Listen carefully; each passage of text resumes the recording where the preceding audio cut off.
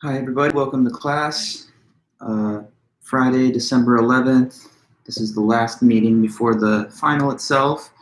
So hope you guys are all doing great and having a good week and a good morning. So in a few minutes, about 3 minutes, we will get in our last little review session. And then it's happy holidays and happy new year for everybody.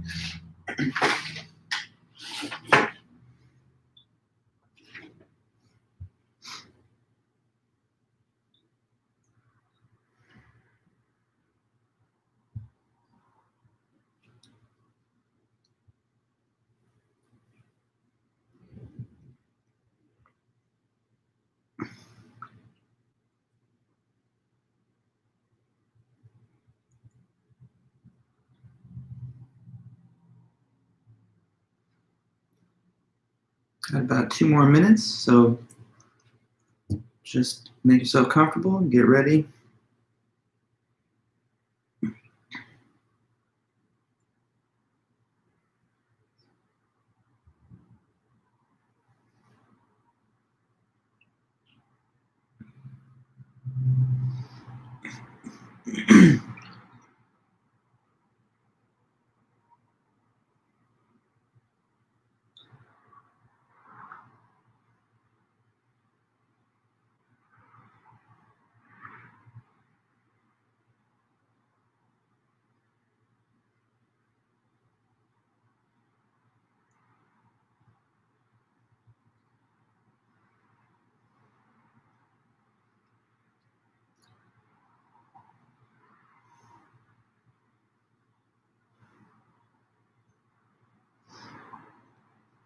Okay, just about 1 more minute, everyone.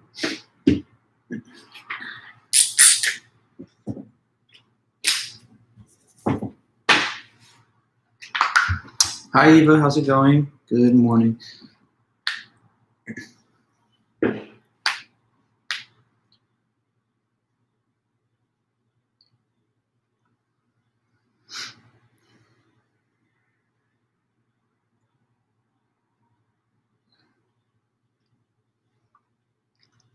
Hey, Cameron. Good to see you, too.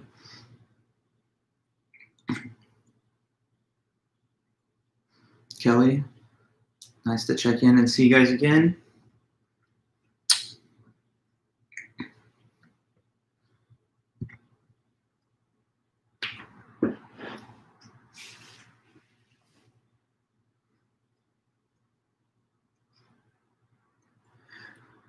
All right, so it's pretty much 9 a.m., so that's a good time to start. Let's see what's up. Today is the second of our 2 review sessions for the final. As you guys all know, the final is the last thing, and it's coming up next week, so we want to just go over our study guide, talk about whatever questions on the list that you guys feel you'd like to discuss. I'm looking at a copy of our study guide, so I have it pulled up on my desktop, and therefore, you can just go through whatever items on the list that you'd like to talk about. We all have access to this study guide. I mailed it out on the 5th, I believe. So yeah, whenever you're ready, just let me know which type of questions should we talk about, which numbers. Oh, well, thanks so much, Cameron. I really do appreciate that. It's always, any professor really does appreciate and value hearing any kind of positive feedback, or just that we made a good impact on your life, or opened up some new academic options and possibilities. So yeah, I'm very gratified to hear that. Thank you. In my own life, I had some very good philosophy professors that kind of inspired me to think a little bit more about switching my minor to my major. So the reason I'm here today is also because of good classroom experiences and excellent content that I was learning in my years of college, and so I'm glad I could pass it on to you. But anyway, thank you very much. Let's see though what you guys think when it comes to the different questions on our list. And like I say, I'm more than happy to just assist, but you got to direct me a little bit.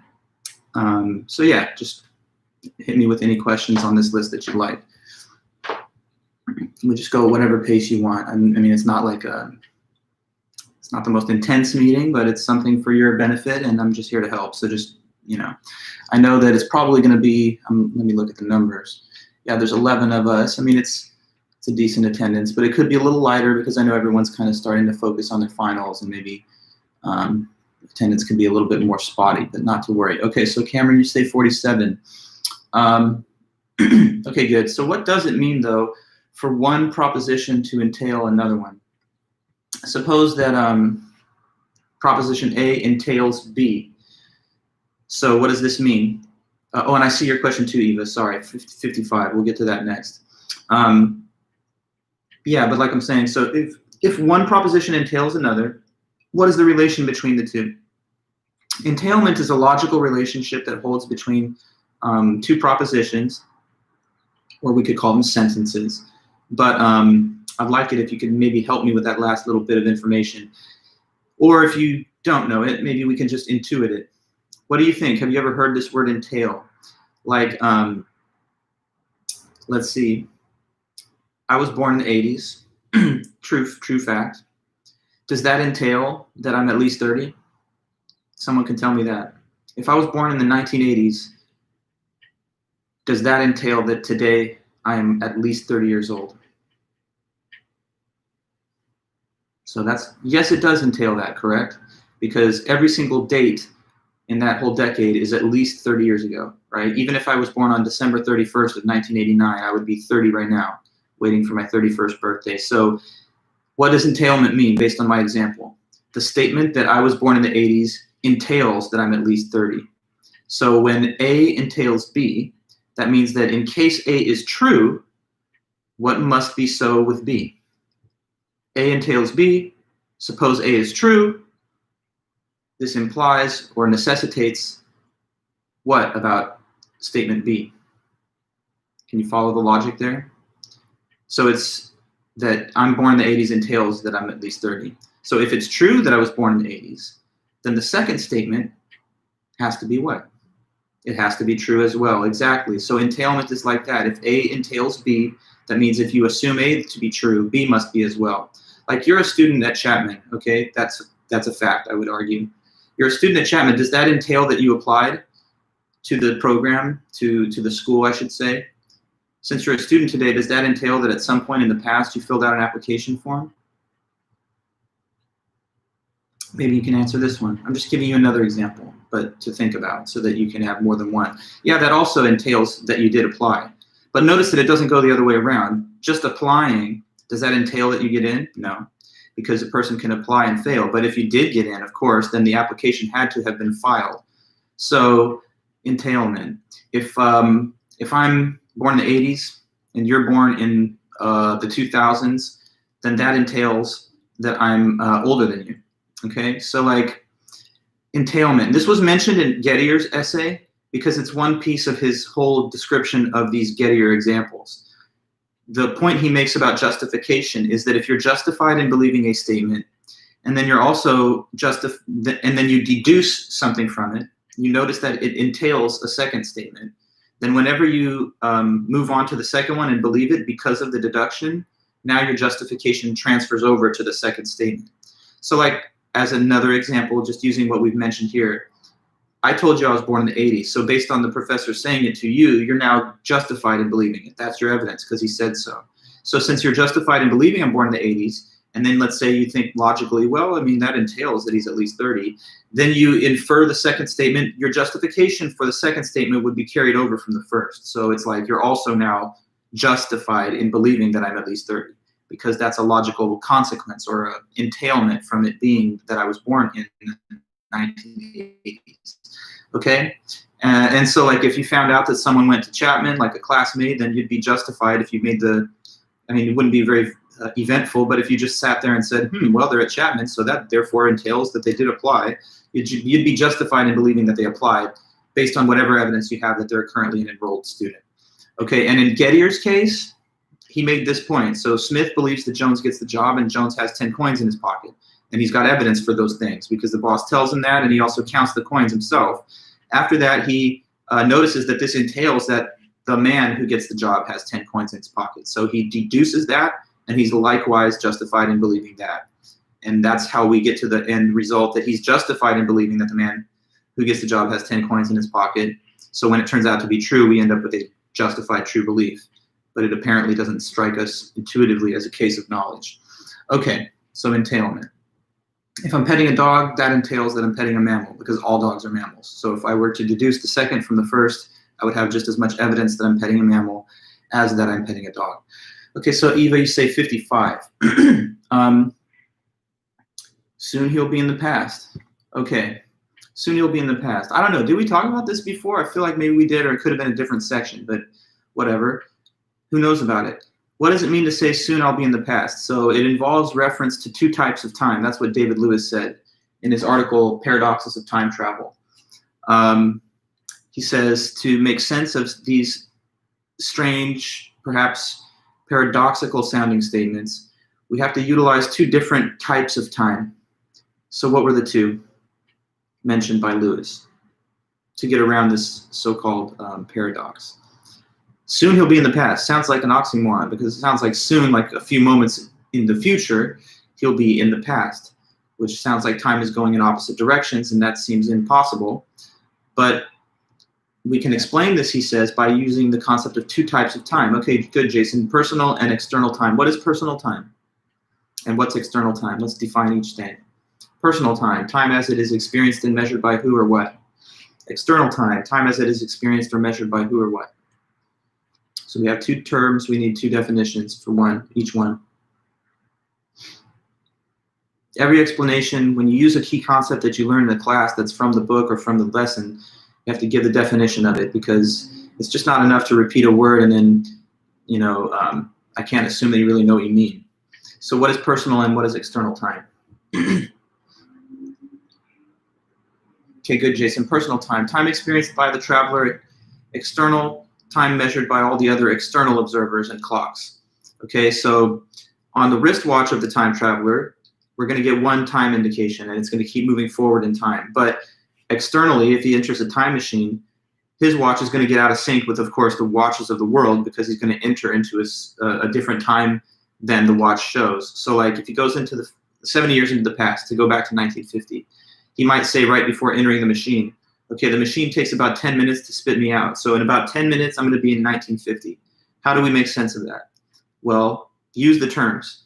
What it says, in other words, is that in 10 minutes of what? Personal time, like the time shown by my experience and my watch. In that much time, I will be 70 years in the past in external time. So like when I emerge, it's going to be 1950 on all the newspapers, on all the clocks and calendars.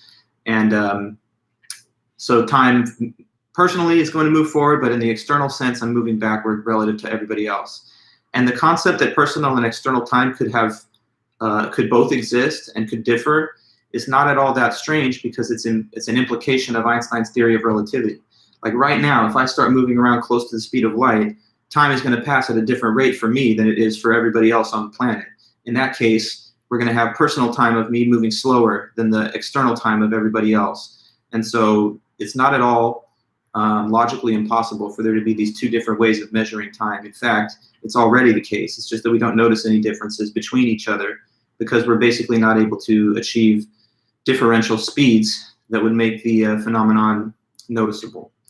Okay, so soon he'll be in the past. Soon in personal time, he'll be in the past relative to external time, and then you give the explanation. So we go on to the next. What's else that you want to go over now? Plenty of time, many questions, and we got each other here to help. So what do you think? What's next? Number 61. Okay, Jason. So take a look at 61. All right, yeah. So what it says is explain the difference between physicalism and idealism.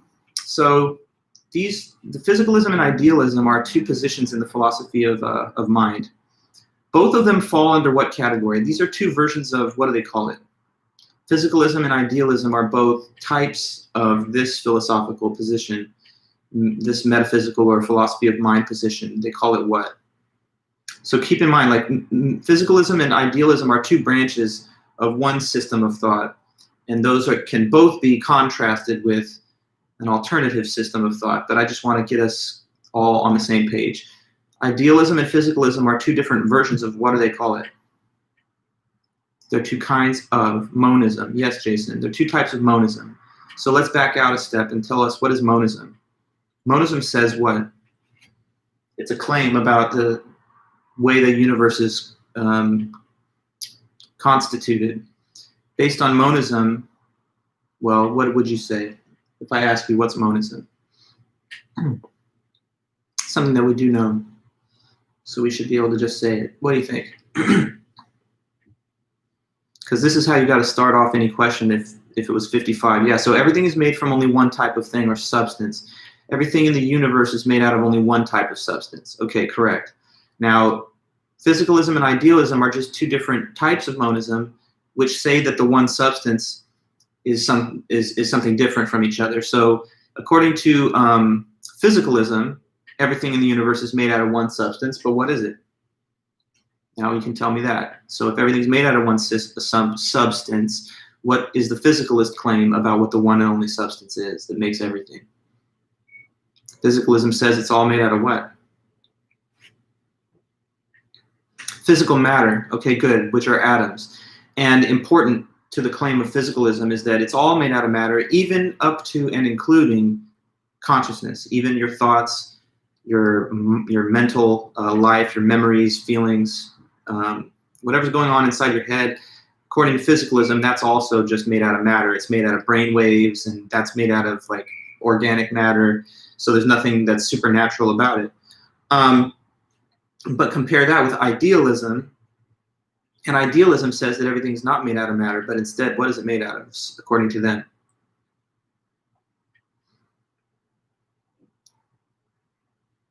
The idealist position. I hope you remember this. It says everything's made out of not matter, but wait for it, what is it?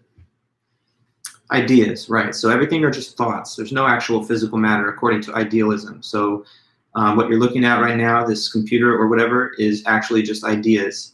There's no physical substance to it. There's no such thing as atoms. There's no such thing as physical matter. On idealism, everything's an idea. It's almost like everything around you is just a big thought.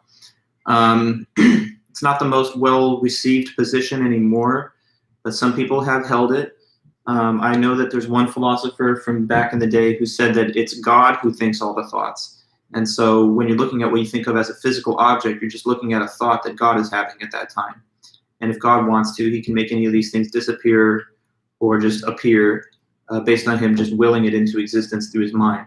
So some people think it's all made out of ideas. Not too many people, though. Many more people, I guess, today do agree with physicalism, that everything's made out of matter, even the mind. But those are two types of monism. Okay, so I see up here another question was about 56. So a closed loop of causation involving time travel. It's got to be a situation where what happens in one part of the loop is caused by something in another part of the loop, but the whole loop itself does not make sense, okay?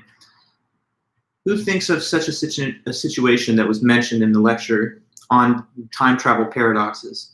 It's also something that we see sometimes in films, but you know, tell me, what is it?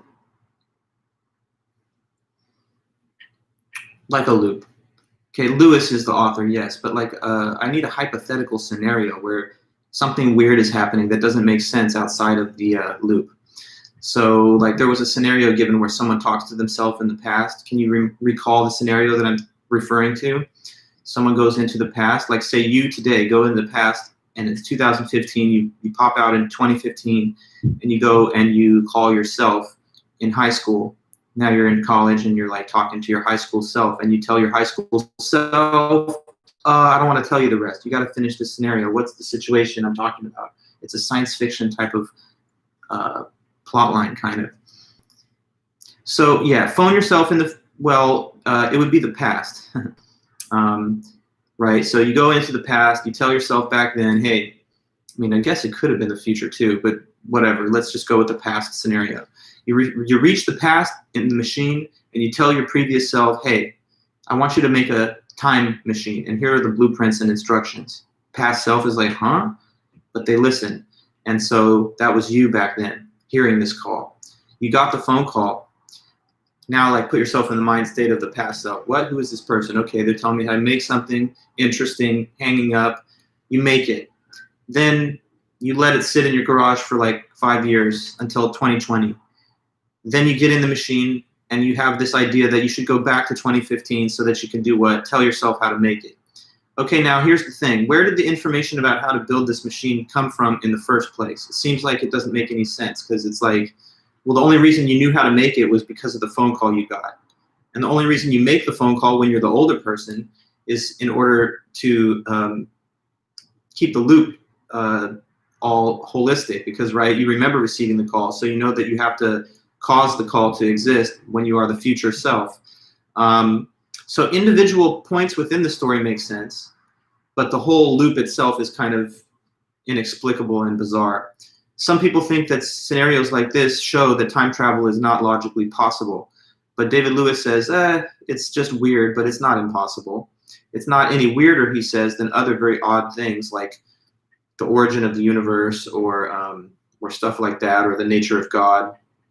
So if there's weird and indecipherable things about reality that we already are used to, he says these closed loops would not be any more strange than that. So they're just the same, and they're not really impossible.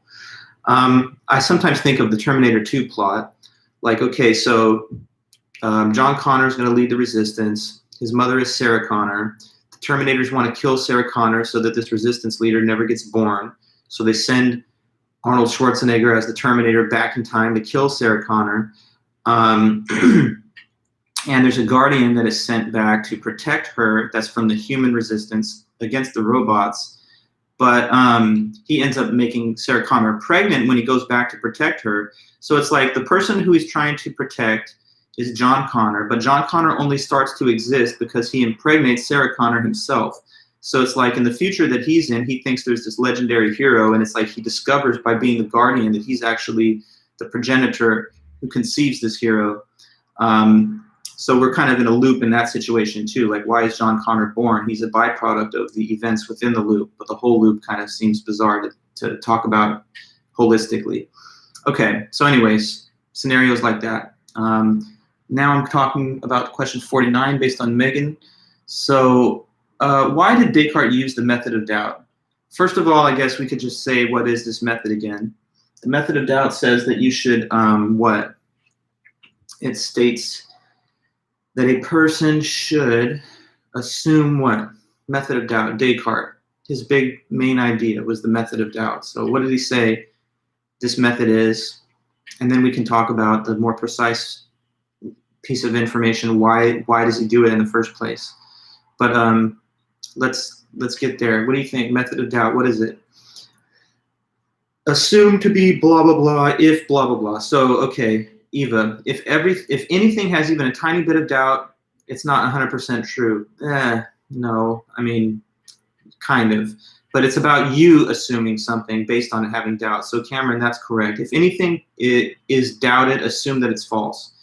It's not even if it is doubted. I mean, that's also not 100% perfect way to put it. It's that if it is capable of being doubted. Like, some people just don't have a tendency to doubt anything. Like, some people will be like, oh, God exists, and I could never doubt that. But it is capable of being doubted because there's reasons to think that it's not true. So if it's possible to be doubted, then you'll assume that it's false. Okay, so if there's even any possible chance that something's incorrect, you'll just go on and assume that it is. And he thinks by doing this, well, now you're going to tell me the rest. Why does he say to do that? Why would we pretend that something is false if it's just possible that it's false? Why would we want to do that? Why would anybody say, hey, I don't know if I'm not dreaming right now, so I'm just going to go ahead and suppose, yeah, everything's fake and I'm in a dream and reality doesn't exist. Why would a person go that far with doubt? Pressing doubt to the maximum, like if it's even the highly unlikely chance that it's false, I'm still going to just suppose that it actually is. What would be the reason to do that? You know, so like a person says, oh, moon landing, I don't know. I mean, maybe it was fake, so I'm going to assume it was fake. Or maybe my whole existence is just a dream. So if that's possible, I'm going to go with that and say it's fake and false. I don't know if I'm looking at a hallucination right now, if I'm seeing something real. I don't know if history is real or if it was all just a big conspiracy. So I can't say I believe any of these things. Why would a person do this? Tell me. He has a reason for doing it. It's not just for fun and for games. It's for a specific reason, like a serious reason. So why does he say that this is something to do? That's That's just what I'm asking here.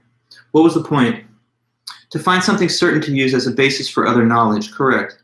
So keep in mind the historical context. He's writing in the 1600s. It's considered to be a very important century in the history of the Western world because we're making all these rapid advances in all kinds of scientific and academic fields. Like we're learning so much in physics, mathematics, geometry, even art, literature, medicine, anatomy, biology. We're learning how to create calculus. We're starting to discover Newton's laws. So there's all of this new work being done in the sciences and in the academy. We kind of like in the age of reason, the world's been liberated a little bit from very strict orthodoxy of the church that prevailed throughout the medieval period. So this is following after the Renaissance. Anyway, in that intellectual climate, Descartes says, let's make sure that we don't try to build all this knowledge on a weak foundation. We have to make sure that at the bottom, we're starting with principles that are absolutely ironclad, totally certain, that cannot be doubted. And so in his quest for certainty, he says, use the method of doubt to uncover what's certain. Because the method of doubt will pretty much put to the side anything that can be doubtful. And then the only stuff that could possibly remain afterward will be exposed by this process of elimination, and then that'll be our certainty that we need to form the base of human knowledge. And so, yeah, that was the reason that he did it. It's to create a foundation for science and for other knowledge. Good. Okay, so I don't know. That's a nice question. What else, if anything, you can think of on the list?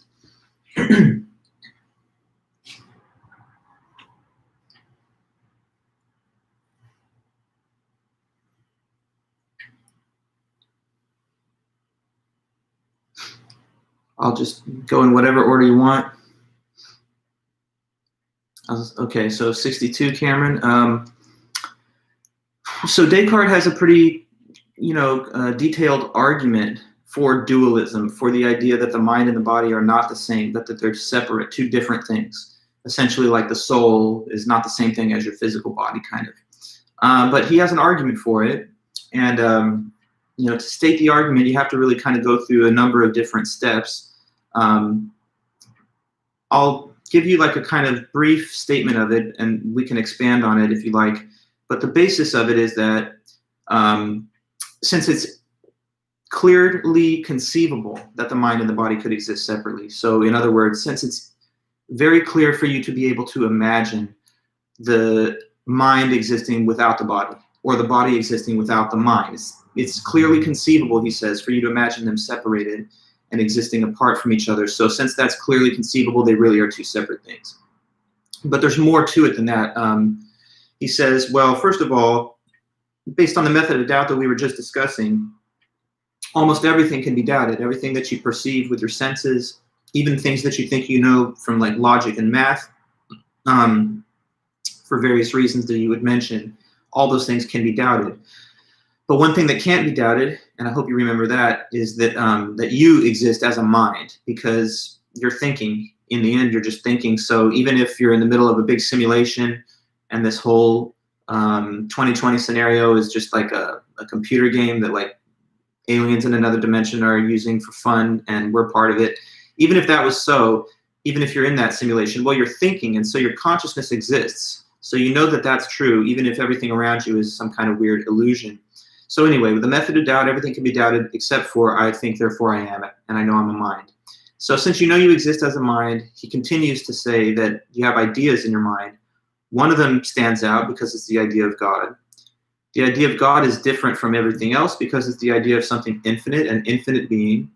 And then he says, well, the cause of the idea of God has to also have infinite reality, because otherwise we wouldn't be able to have the idea. So since we have the idea of God, it must be caused by something infinite, therefore God exists. And then there's just a couple remaining steps. Since God is perfectly good, he would not deceive us. And so if we have clear and distinct perceptions, they have to be true. And one of the clear and distinct perceptions that we do have is that if two things can be clearly understood as existing separately, then they really are two separate things. Like as an example, the watch that's on my wrist, it's on my wrist. But I think everyone can clearly imagine a situation where it's over there and I'm over here and we're apart from each other. So since you can clearly conceive of the separation of me and watch, You know that we're not the same thing. We're two different things, even though right now we're kind of joined together. So the same, he claims at the end, is the case with the mind and body. Based on the method of doubt, you've already speculated on the possibility that you don't even have a body and you're just like a floating mind somewhere with no embodied material basis. So if you can imagine, and he says you can imagine, the separate existence of mind and body, then they must be two different things, because God would not allow you to have such a clear thought and it be false. Otherwise, he'd be a deceiver, which is claimed to be impossible. Okay, so that's a good one there, Cameron. What else, if anything else? Still got a good amount of time, I guess. So we'll just see what you want to do next. 63, Eva, okay. How does he accept the existence of the external world? Okay, so he says that there's some other stuff that's also clear and distinct based on this argument that he gave for dualism. The principle that he affirms during the argument is that if something's clear and distinct, if it's a clear and distinct perception, then it has to be true, since it's guaranteed to be by the perfect goodness of God. And that's where he also wants to kind of restock some of the doubts that we had had earlier. He wants to restore confidence in those things that had been doubted. So one of the things that he now is prepared to say we can have confidence in is that we're not dreaming and the external world really is real. But can anybody remember or say what some of the points were that made him claim that that is actually, clear, that that's really clear, that the external world exists? Why is that a clear and distinct perception? There were like 3, I think, points on this. Like why it is so evident and obvious that the external world is a real thing and not just a made-up imaginary thing. What is the reason based that he gives to make it clear that the external world is not a dream and is actually factually, like it's a real thing, it's external outside of you? What do you say? You can't control what you perceive. Good, that's one of them. So I can't just make myself see like a snake right here. Like, I could think of a snake in my head, but I can't just cause one to externally appear in my environment through my will or through my thoughts. So that shows us one reason that the external world is real, because the contents in the external world are not responsive to my desires. I can't just make things appear or disappear based on what I want. And also, good, Jason, the memories we have are not as vivid as the original perceptions.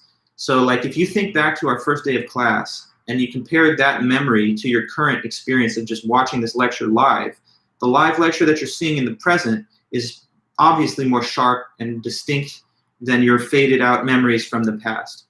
Why is that? Well, it's because you're in the presence of the computer that you're watching the lecture on. And the memory you have from the past is stored in your mind, but you're no longer in the presence of the sense data that gave you the impression. So current sensation is more vivid because you're in the presence of an object that you're perceiving outside of you. Memories are less vivid because they're the reconstruction in the mind of a previously perceived event. But if everything were a dream and there were no external reality, then there would be no basis for the current sensation to be less vivid, because it would have the same status as the memory, just a mental construction. Okay, and then good additional point, Megan, and that would be the last thing. The other reason to suppose that reality is real and it's not just a dream or figment of your imagination is that when you do have dreams, they don't add up to one coherent story or narrative. I had a dream the other night, but I guess it's not a good example because it was something regular that I could have been doing at home. But in general, my waking experiences, they all fit together into one big coherent story.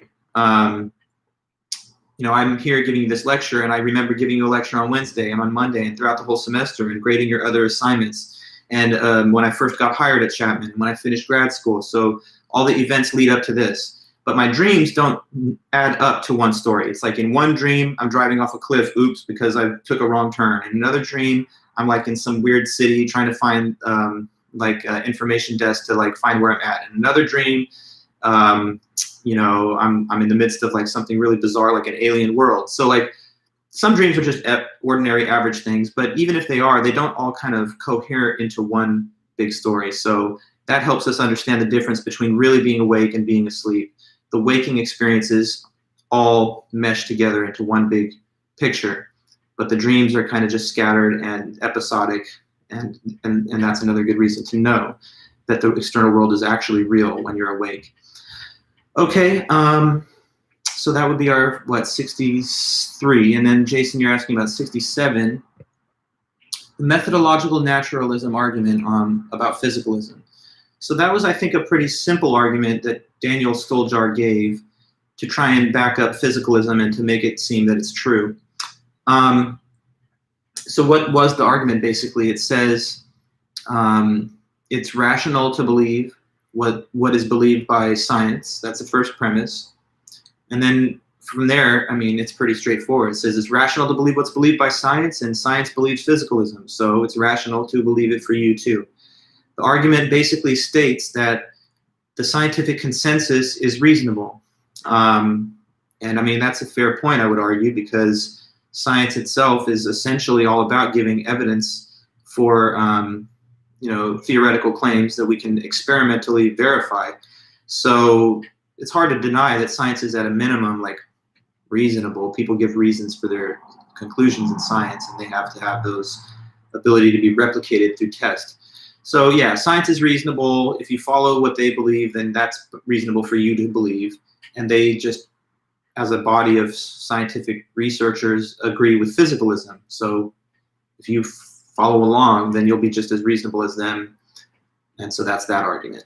In my mind, it's not as quite interesting as the causal closure argument, because it doesn't really tell you why it's reasonable. It just says, hey, they are figuring that out, and so just kind of adapt to their position, and you inherit the reasonableness that they have. But I always think it's a little more fun and interesting to be told why it's true. And that's what I think the causal closure argument does a little bit better job of. But they're both given to the same result. They're both trying to establish that it's either true or reasonable to believe physicalism. Okay, so there's another question for us to think about. And yeah, just any other questions we can go over. We still have a good 15 minutes or so.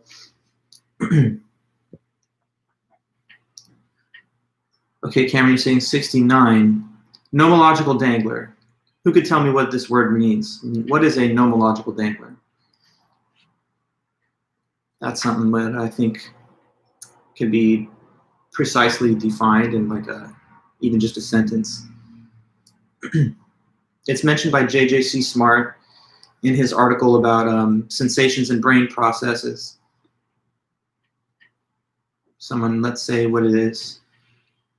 Yes, so this is something that remains unexplained by physical science. Yes.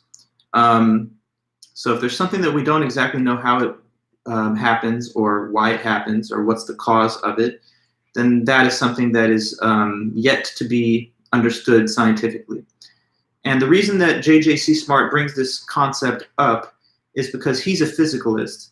And so in his view, consciousness, thought, is not a nomological dangler. It's really just the same thing as brain processes. And since the brain processes are just governed by physics, neurochemistry, and neurobiology, then it's not a nomological dangler. It's something that is within the realm of physics, chemistry, science. And so it's not this weird, mysterious ghost or soul or metaphysical, supernatural, paranormal thing. But if dualism was true, J.J.C. Smart is saying then consciousness would be a nomological dangler, because according to dualism, consciousness is not physical. It's something that's got no dimensions physically. It's got no mass. It's literally just a non-extended thinking thing. If that was what consciousness was all about, then it would be this phenomena that could never be comprehended through a physical scientific lens. And so his argument in the paper is, let's try and debunk the idea that consciousness is a nomological dangler, and instead just think of the consciousness and sensations that you have as brain processes. And he goes through objections to that claim that he tries to rebut. Okay. So that would be our 69. What do you think from there? I'm not keeping a tally of like which questions we've gone over or how many.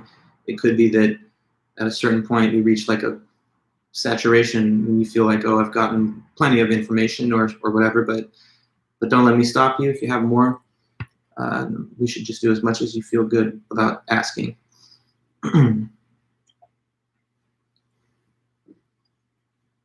I was looking at what, like, this unrelated, some kind of fashion magazine the other day, and it was like colors of 2020. I didn't know this, but I guess it's like light yellow and gray. So if you want to be in your 2020 fit, then I guess gray and light yellow. Back to the lecture though. What do you think? What's next? To be honest, I didn't think they were the most amazing colors, but yeah. 70. So explain the objection to physicalism, which involves the idea that a man may know nothing about brain processes. Okay, so one primary objection to physicalism that is discussed by J.J.C. Smart is that, an average person like any of us can quite easily talk about our sensations. But follow up, tell me what's the rest of that statement. We can have no problem talking about our sensations. Like I could tell you, I saw like a funny comedy show last night on Netflix. It's actually true. And it was like also kind of like, it was kind of intense because it was a little performance art. So it really had me on the edge of my seat. Now I'm explaining how it was to watch it. But I'm not able to tell you what, on the other hand. I could tell you how it felt from the subjective experience point of view, but I cannot say anything at all about, well, no, not that, Jason. No, come on. We can talk about feeling happy, but we don't know how to explain what is happening within the brain at that time. Okay, so like the author Smart is saying that sensations are the same thing as brain processes. If that is true, then every time I have a sensation, whether it's pain, pleasure, something's humorous, something makes me angry, I'm having a memory, or whatever, it could be any experience at all. If sensations are brain processes, then what that experience is like neural activity in the frontal lobe over here, the discharge of dopamine neurotransmitters and receptors over here in the prefrontal cortex, but we are not able to talk about the brain process. You're watching a lecture. Tell me what's going on in your brain that adds up to you watching a lecture. What is the experience that you're having in terms of brain talk? You can't say. And so one person or some people might argue that the brain process and the sensation, they cannot be the same thing, because if they were, then we should be able to talk about them both with equal ease. We should have an easy time saying it was a funny movie, or switching it over and converting it into brain language. Like, oh, it was a funny movie, which means that blah, blah, blah about brain activity. So he says, because we don't have that ability to switch back and forth between brain talk and experience talk, the critic is telling you that that means they cannot be the same thing. They must be different. Brain processes are one thing, but like mental experiences and feelings must be something different from just what happens in the brain, because we can't convert the subjective talk of our sensations into the objective language of what is the current configuration of the brain. So it's an objection. It's pushing back on physicalism. It's pushing back on sensations are equal to brain processes. And I hope you understand the point that's been made there. It's just saying, yeah, you can't talk about both sides of the identity, and therefore they must not really be identical. Okay.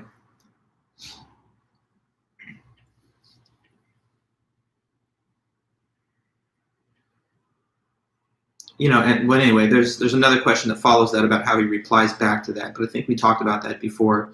It's basically like you don't really need to be able to talk about two sides of an identity for it to be the same thing.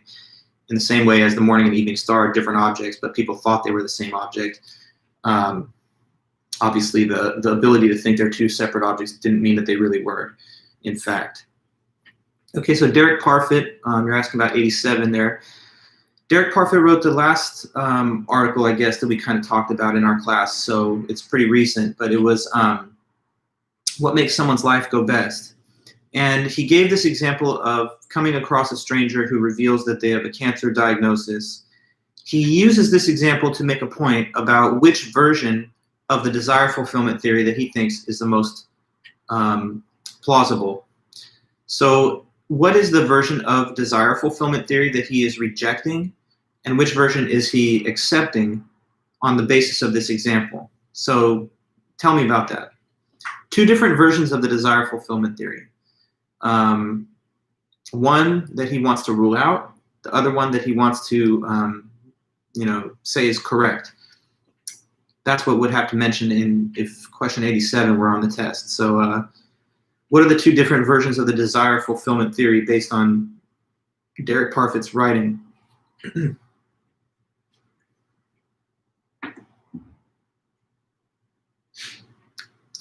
No, it's not local and global, Cameron. Local and global are two types of desire, not two types of desire fulfillment theory.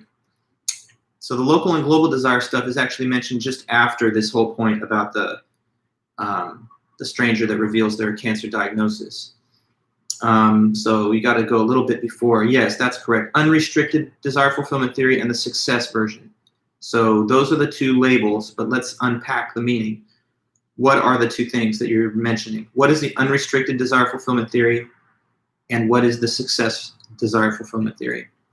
Once you've said what those two things are, then you're prepared to give a breakdown of the example. So he says, there's two versions of the theory. Here's the definitions. I don't agree with the first one. I do agree with the second one, and this example will show you why. But we need to get the definitions then, so let me hear that. Unrestricted desire fulfillment theory. What's that say? What kind of desires count towards how well your life is going? Which ones matter? Which desires matter in judging your current level of well-being in your life? How well your life is going depends on which kind of desires. Okay, Megan, all desires matter in figuring out how a person's life is going in the unrestricted version. In the unrestricted version, right. But he says that's not actually correct. So he says, instead, I prefer this other version, which is the success version, and that narrows down the desires a bit. It says which ones matter in that success version. It's not all of them, but on the success version, it's which ones. So you got the unrestricted version, good. But now we need to compare it and contrast it with the other. So yes, the success version says the only desires that really count or matter when judging how well your life is going are specifically the desires that are about your own goals and projects. Okay, goals and projects that you started yourself. So now let's go over this whole cancer diagnosis case. You had a conversation with a stranger. They seemed to be nice. When they were leaving, they told you, hey, thanks for talking to me. I'm trying to beat cancer, so I really love talking to people nowadays. And that touches you, and you think to yourself, hey, I really do desire that they will what? Can you tell me how this little story ends? They told you the diagnosis, thought they were nice, you want them to get better, you desire that, and then follow up. What's the remaining part of the story? Just a chance encounter with a perfect stranger, but they were cool. They revealed something about their health situation. You hope that they beat it. And you got to tell me the end. Suppose that what?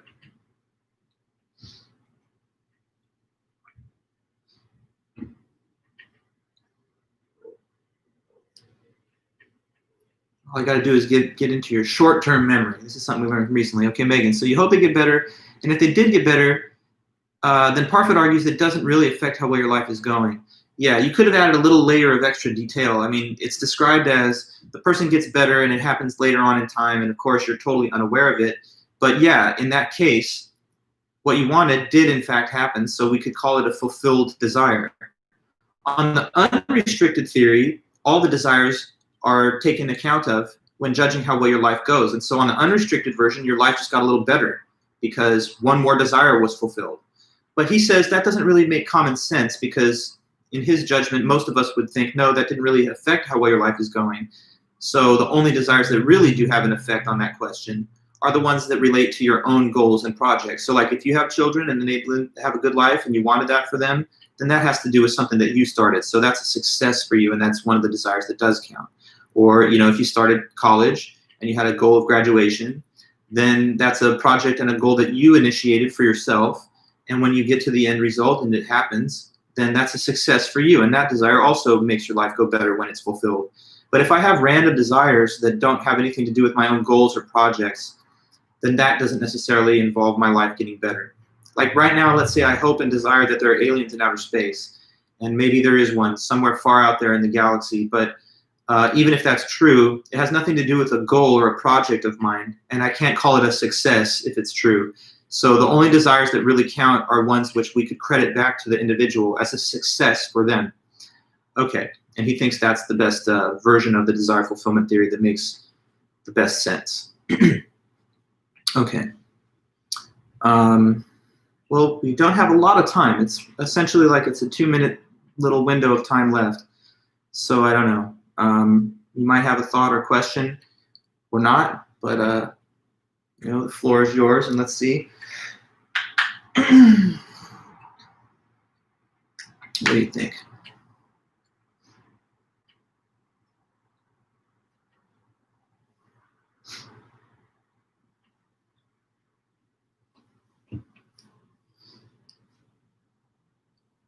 I think we've had a pretty productive 2 review sessions, so I don't know. You may still ask a question, but as we have a few minutes here, I'll just say we're getting the final sent to us at 10:45, right? That's your question.